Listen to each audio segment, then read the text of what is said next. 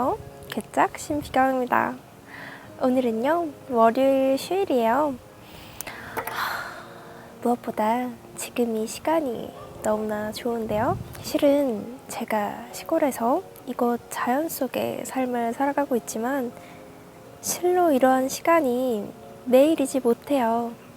그렇지만 아주 가끔이기에 인생에 있어 여유라는 것을 더욱더 가까이서 각별하게 일깨워주는 것 같습니다. 제가 오늘은요, 여러분께 책을 읽어드리려 합니다.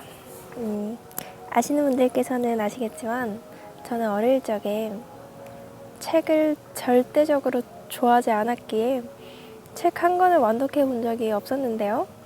어느 한순간이 되어 어떤 계기를 통해서 새롭게 책이라는 것을 느끼게 되었죠.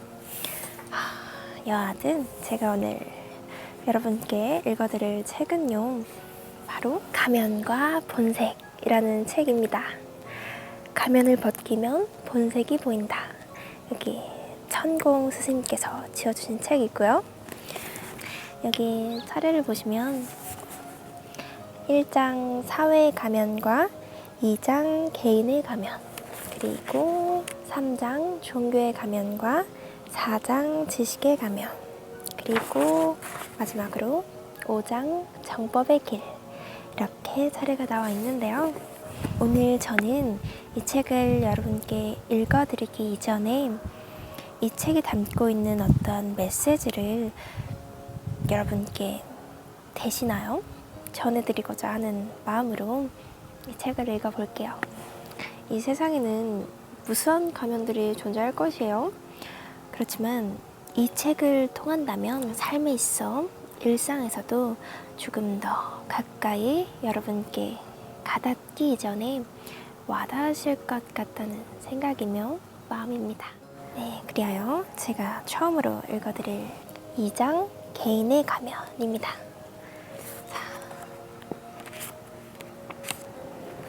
실력을 갖추고 있으면 좋은 인연이 온다.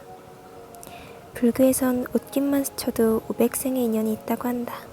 천생연분과 원수지간도 누가 만든 게 아니라 자신이 지은 인연의 결과이다. 나 자신도 부모라는 인연을 만나서 이 세상에 태어난 존재이므로 인연을 부정하는 것은 곧 자기 존재를 부정하는 것이나 다름없다. 귀담아 듣고 반드시 새겨야 할 것이 있다. 자기가 원하는 좋은 인연을 만나려면 먼저 실력을 갖추고 기다려야 한다는 것이다. 인연법에는 절대로 공짜가 없다. 자신이 실력을 갖춰놓지 않으면 천재일우의 기회가 눈앞에 다가와도 그 인연을 내 것으로 만들지 못한다. 누군가와 인연을 맺는다는 건 서로에게 필요한 사람이 되었다는 뜻이다. 그 인연이 나를 알고 내가 그 인연을 알아서 서로 필요한 사람이 되었을 때 마침내 필연이 된다.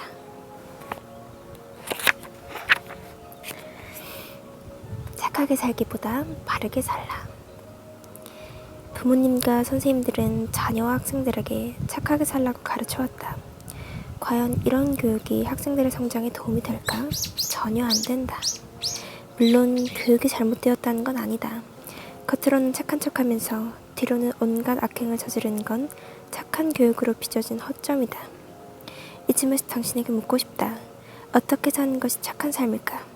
착함의 반대말은 악함이다. 따지고 보면 이 세상에 악한 사람은 0.1%도 안 되고 대부분은 착하게 살고 있다. 그렇지 않았으면 이 세상은 벌써 사라졌을 것이다. 그런데 착한 것만으로는 이 험난한 세상을 살아가기가 매우 힘들다. 착함은 타고난다. 만약 당신이 착하게 살아야지 한다면 이미 당신의 마음속에 악함도 들어있다. 천성적으로 착한 사람은 그런 생각을 뛰어넘어 모든 행동에 착함이 배어있다는 뜻이다. 자신의 가치관을 잘 세워서 거기에 맞게 자신을 이끄는 것이 바르게 사는 법이다. 그러므로 지금 시대에 가장 필요한 것은 인성교육이다. 오늘날의 교육은 착하게 사는 것보다는 바르게 사는 것에 중점을 두어야 한다. 따라서 부모님과 선생님들도 자녀와 학생들에게 바르게 사는 법을 먼저 가르쳐야 한다. 자기 불만에 빠지지 말라. 아무런 이유도 없이 불만이 쌓일 때가 있다. 불만이 있다는 건 자신의 생각과 다르게 세상이 흘러가기 때문이지만 자기 자신에게도 불만이 많다는 걸 스스로 인정하는 것이다. 훌륭한 지식인은 불만이 있어도 남을 이해하며 스스로 다스린다. 혹여 당신은 자신의 잣대로만 세상을 바라보고 있는 것은 아닌가?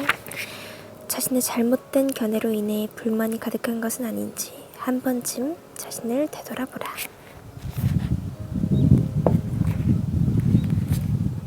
들으면 내게 약이 되는 말. 남이 내 마음에 상처를 주었거나 남이 내 잘못을 심하게 지적했거나 남이 내게 도를 넘는 말을 했거나 남이 내게 심한 욕을 했거나 남이 내게 도끼서린 말을 해도 내 것으로 잘 받아들이면 약이 된다. 남이 한 말을 마음에 오래 담아두거나 즉각 반발한다면 오히려 내가 깊은 상처를 입을 수도 있다. 무조건 참으라는 말이 아니다. 남이 왜 그런 말을 하는지 잘 살펴서 나를 점검한 뒤에 반론해도 늦지 않다. 나쁜 무리에는 속하지 말라. 나쁜 무리에 속해 있는 건 탁한 공기와 탁한 물을 마시는 것과 같고 자신도 모르게 악한 이가 된다. 좋은 무리에 속해 있는 건 맑은 공기와 깨끗한 물을 마시는 것과 같고 자신도 모르게 선한 이가 된다. 누구나 나쁜 무리에서 3년을 보내면 돌이킬 수 없는 공범이 되지만 좋은 무리에서 맑은 물을 3년만 마시면 자신도 모르게 몸과 마음이 정화된다. 사람은 자신이 속한 곳에 따라 미래가 결정되므로 좋지 않은 무리라고 생각된다면 외롭더라도 그곳을 떠나라. 개인과 공인. 당신이 생각하기에 당신은 개인인가 공인인가? 만약 당신이 SNS를 하고 누군가의 글에 답글을 단다면 당신은 개인이 아니라 공인이다. 그렇다면 손가락과 입을 항상 조심해야 한다. 당신이 무심코 올린 한마디가 누군가를 절망에 빠뜨리거나 죽일 수도 있기 때문이다. 자, 다음. 귀로 듣지 말고 마음으로 들어라. 아무리 훌륭한 가르침도 1년을 듣고 10년을 들어도 마음으로 듣지 않으면 한갓 쇠기의 경일기이다. 하나를 깨치면 둘을 알고 마침내 뼛속까지 깊어져야만 진정한 마음 공부가 된다. 듣는 신용만 하고 마음에 콩밭에 있는 사람은 공부를 완성할 수 없다. 공부가 깊어지려면 마음의 귀로 들어야 한다. 그래야만 영혼이 듣는다. 좋은 인연을 맺는다는 것은 내가 가진 좋은 것을 남에게 아낌없이 줄 때 좋은 인연을 만날 수 있다. 욕심이 많아서 이기심으로 똘똘 뭉친 사람은 결코 좋은 인연을 만날 수 없다. 누군가와 인연을 맺는다는 건 서로가 필요한 것을 주고받을 수 있는 관계라는 뜻이다. 상대방에게 아무것도 해주지 않고 좋은 관계를 기대해서는 안 된다. 겸손하라. 재물과 명예와 지위가 내 것이 아님을 알고 온전히 내려놓을 때 인간은 비로소 겸손해진다. 그런데 아이러니하게도 가진 자가 겸손해지면 다른 사람의 마음을 끄는 힘이 더 생긴다. 내가 존경받을 때 힘이 생긴다. 주위에서 존경받지 못하는 사람은 스스로 힘이 생기지 않는다. 남들로부터 존경을 받으려면 어떤 자세를 지녀야 할까? 스스로 할 일을 찾아서 하면 된다. 굳은 일은 남에게 시키고 자신은 쉬운 일만 골라서 한다면 남에게 존경받을 수 없다. 남이 나를 존경할 때 나도 힘이 생기는 법이다. 실력은 닦지 않고 게으름만 피운다면 존경받기는커녕 도태되고 말 것이다.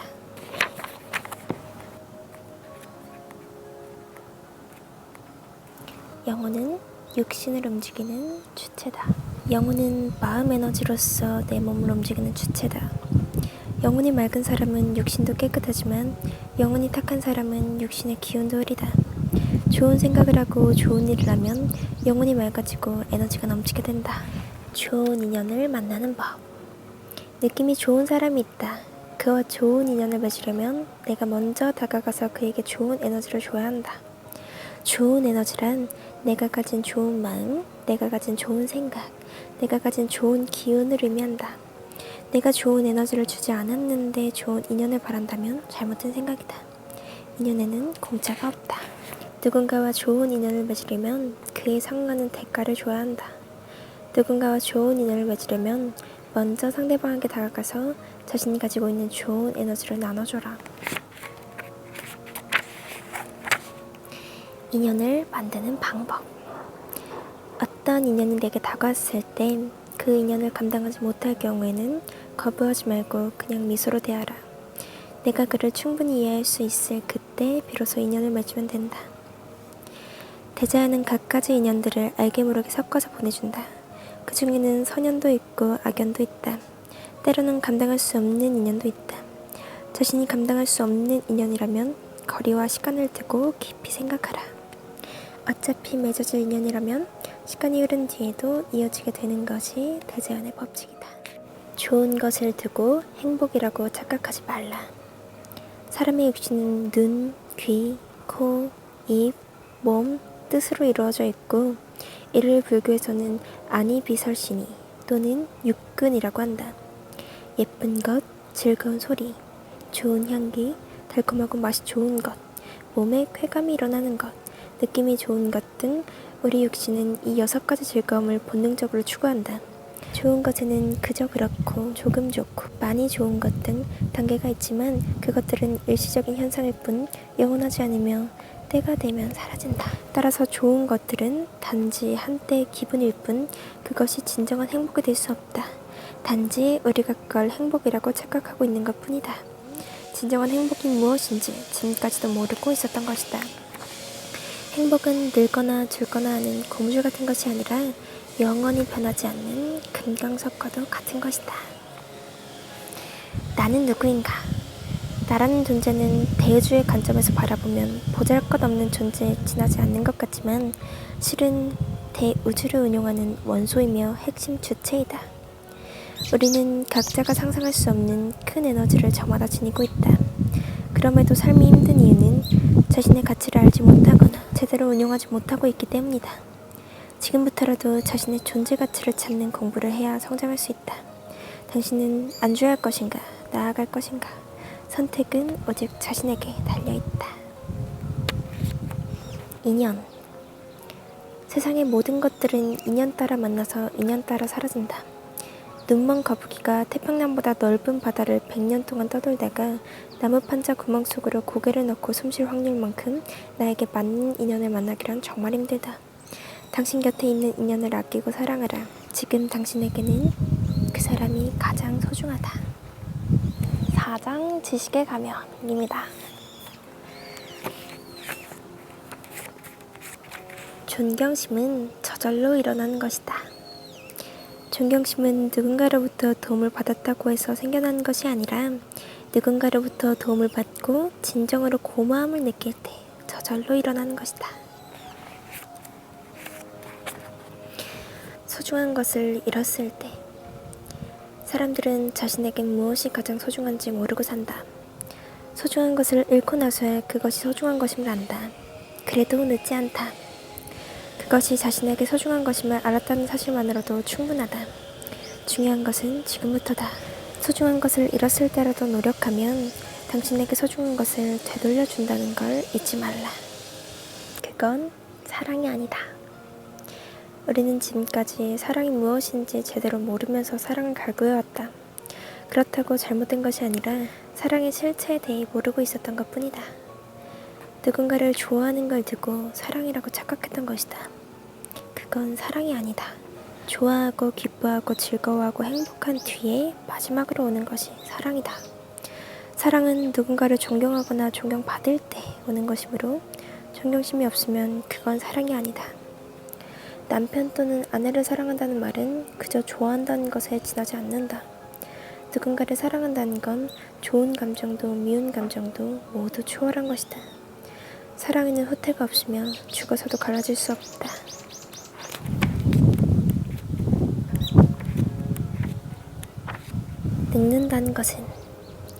늙는다는 건 슬퍼할 일이 아니다. 우아하게 변하고 있는 것이다. 쓸데없는 것에 눈길을 주지 말고 항상 긍정적으로 생각하라. 세상의 일들은 매우 단순한데 나 혼자 복잡하게 생각하는 건 아닌지 자신을 돌아보라. 마지막으로 5장 정법의 길입니다.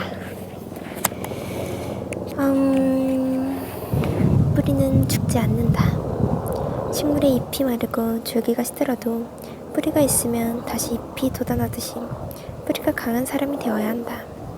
자기만의 뚜렷한 주관과 신념이 없는 사람은 죽은 식물이나 다름없다. 부부란 무엇인가?